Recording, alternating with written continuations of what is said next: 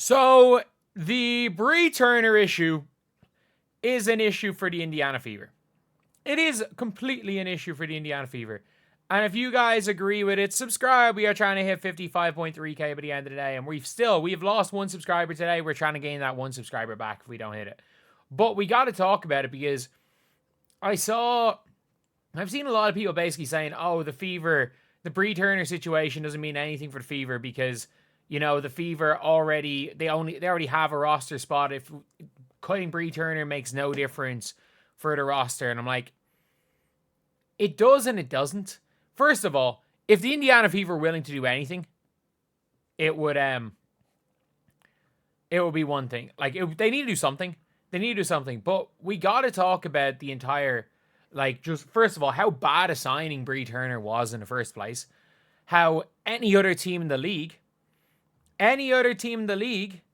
would have already cut somebody averaging 0.4 points per game and on not minimum. On a non-minimum. I mean that when I say that. I'm just going to check WNBA statistics. Is there any player that is on a guaranteed money for the rest of the year averaging less than 0.4 points per game? I just want to see, do they have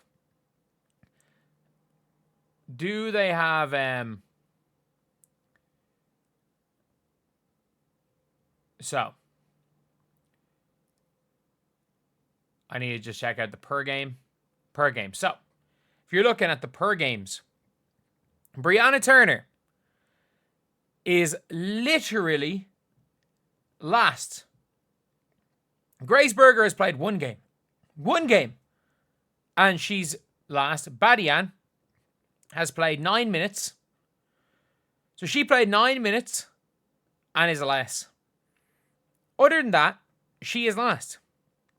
She is literally last. She is shooting 20% from the field.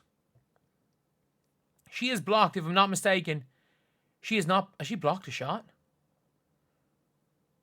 She has blocked one shot. You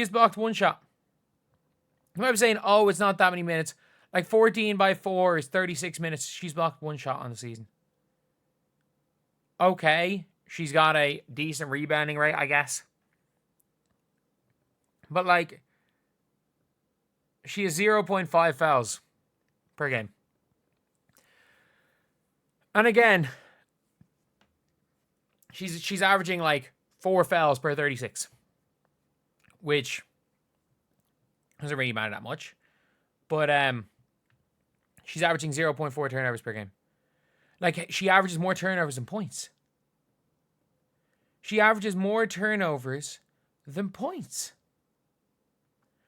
And she is still on a roster. And by the way, Taylor Theory is a rookie on a cost-friendly deal.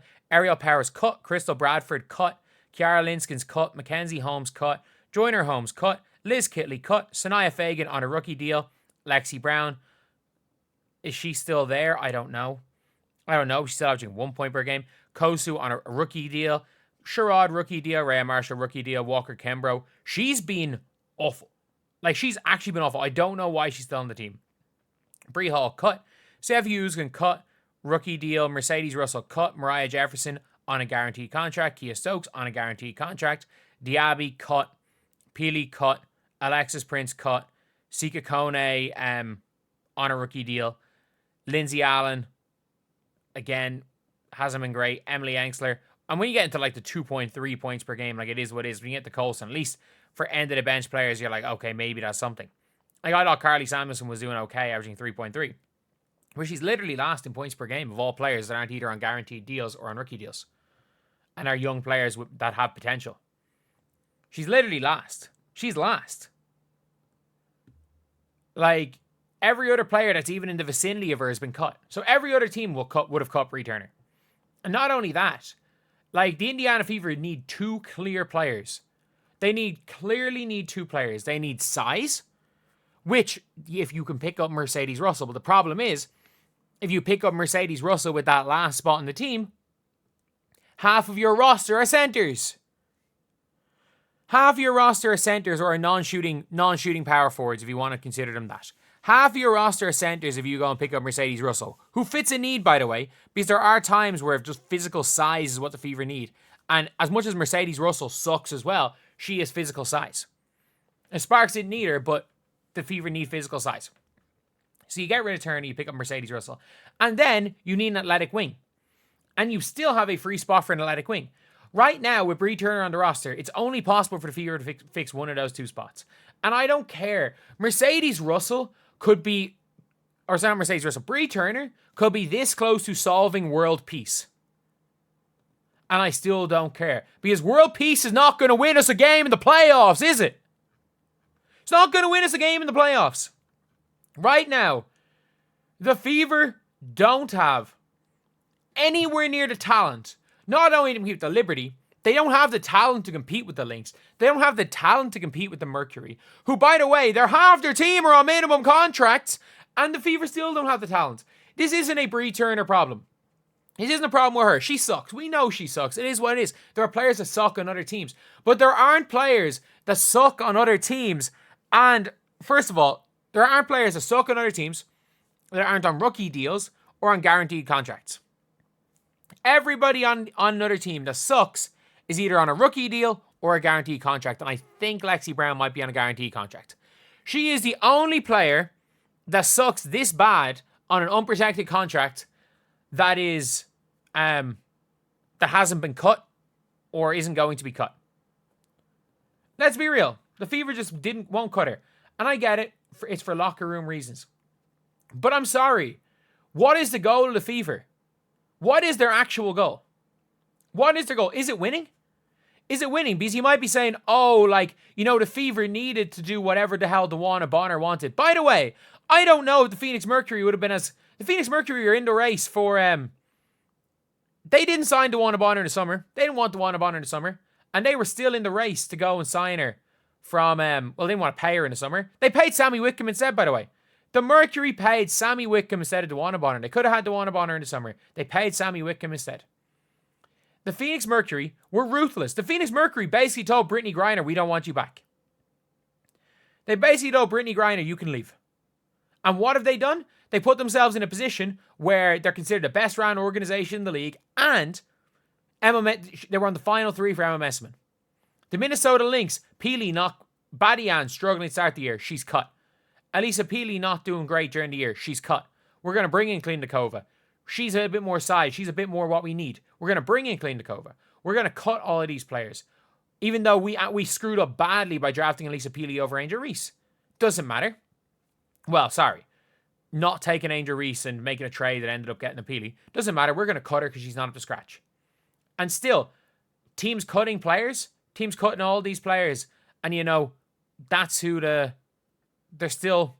is who Emma Messman was down to. The Liberty cut Markeisha Davis, who was their first round pick. Doesn't matter, they cut her.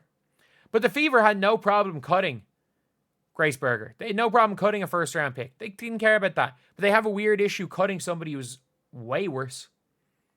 They have a weird issue cutting somebody that's way worse, doesn't fit a positional need, or doesn't fit a positional need.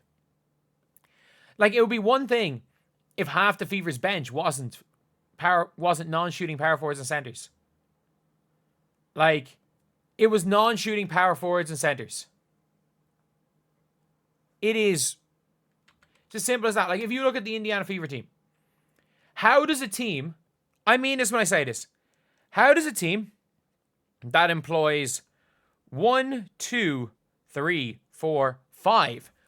of their 11 players, so almost half of their team are non-shooting bigs, how can you simultaneously have half your team being non-shooting bigs and have a size problem? How is it? Like, the Indiana Fever, I'm not joking when I say this. The Indiana Fever employs one legit point guard. Sid Colson is better on the wing. 1, 2, 3 right now. 3, 5, 6 and smaller wings. Or 5, 7 and smaller wings. So they have 3 undersized wings and 5 non-shooting bigs. Their positional versatility is non-existent because they have one single player that you can argue is positionally versatile in the entire effing team. Like, and the Bree Turner problem is just the worst of it. The Indiana Fever should have the ability to bring in size and, whether it be Kiara Linskins, whether it be Mercedes Russell, just size. They should have the ability to bring size and a versatile wing. The problem is that with that last spot, they have to bring in size or a versatile wing, and neither one of the two fixes shit for the Fever. Because if you bring another versatile wing in to sit on the bench, cool. But then you still have a size problem. If you bring in more size, then half of your roster are non-shooting tall bigs. Like, there's no way to fix it. By keeping Brianna Turner on this team. And by the way, they can still cut Brianna Turner, get her money, and then go and sign sign the players to fix it. But they're not going to do it. They're not going to do it. People don't understand. Like, people are like, oh, she's an end of the bench player. She's not only an end of the bench player, she's the worst end of the bench player. And the Indiana Fever have the opportunity to fix their team. But no.